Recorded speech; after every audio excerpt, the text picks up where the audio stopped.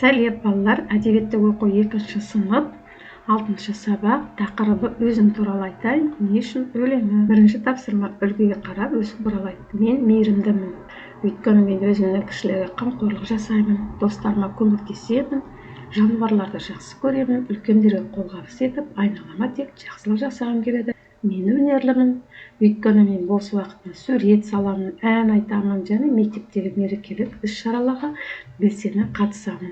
Домбыра тарта аламын, би билеймін және қолөнермен айналысқанды. Ал мен шыншылмын, өйткені мен ешқашан өтірік айтпаймын, қателік жасасам оны жасамай, әрдайым шындықты мойындаймын. Ата-анам мен ұстазыма сенім ақтау үшін әрдайым тура сөйлеймін. Қадыр Мырзалиевтің «Не үшін» деген өлеңін оқып жаттап ал балақай.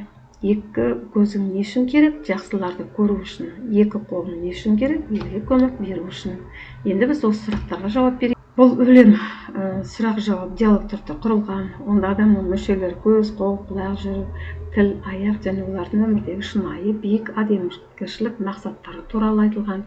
Екі көз жақсыларды, жақсылықты көру үшін. Ал негізгі идеясы адамның бүкіл болмысы, күш-қуаты мен мүшелері тек жақсылық жасауға, отанды қорғауға және елге қызмет етуге арналған. Бұл өлең арқылы балалардың бойына отансүйгіштік, шыншылдық, батылдық, елшілік қасиеттерді қалыптастыруды көздейді. Өлеңнің басты мұраты мен не үшін өмір сүріп жатырмын? Менің қолымнан елге қандай пайда келеді деген сұрақтарды ой тастап, оқушыларды шынайы адал азамат етіп тәрбиелеу.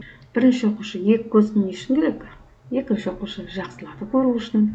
Ал екінші елге көмек беру дегенді қалай түсінесің?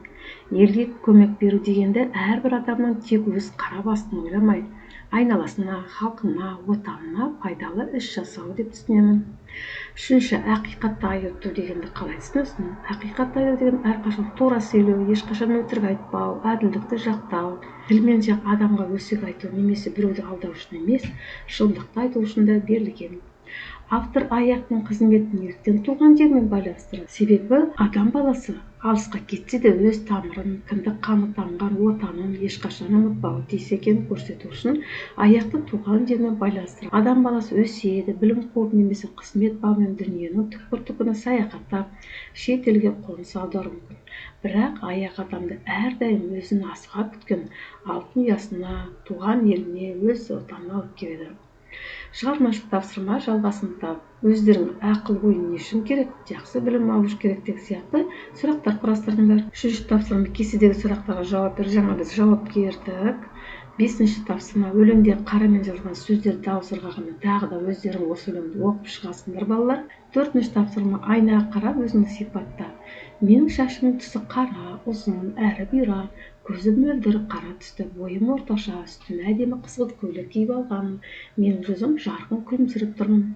Екінші, ұл балаларға арналған үлгі. Менің шашым қысқа, қоңыр түсті, көзім мөлдір, өткір, әрі ақылды, бойым орташа, үстіме мектеп формасы немесе спорттық киім киемін.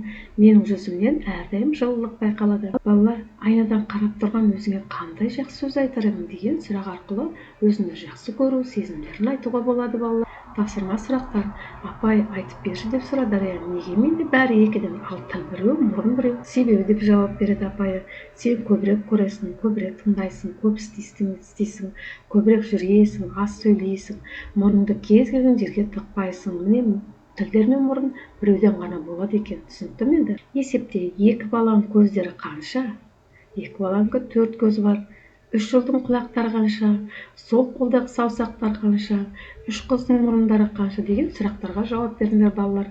Ал мына жердегі суретті қуыршақтың бет әлпетін салып, оны боя. Балалар, бүгін біз Қадыр Мырзалиевтің «Не үшін» деген өлеңін оқып, оған сұрақтарға жауап бердік.